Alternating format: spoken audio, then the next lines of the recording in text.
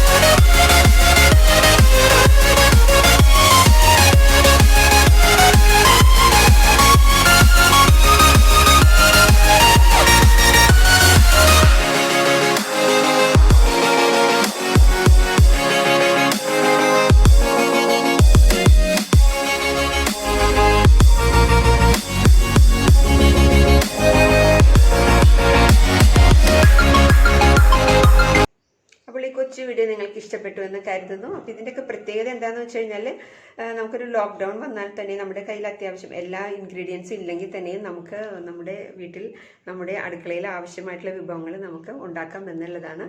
അതായത് minimum ingredients കൊണ്ട് നമുക്കെല്ലാം പ്രിപ്പയർ ചെയ്യാം എന്നുള്ളതാണ് എൻ്റെ പ്രത്യേകത. അപ്പോൾ വീണ്ടും മറ്റു കൊച്ചു വീഡിയോ ആയിട്ട് ഞങ്ങൾ വരുന്നവരേക്ക് ടേക്ക് കെയർ.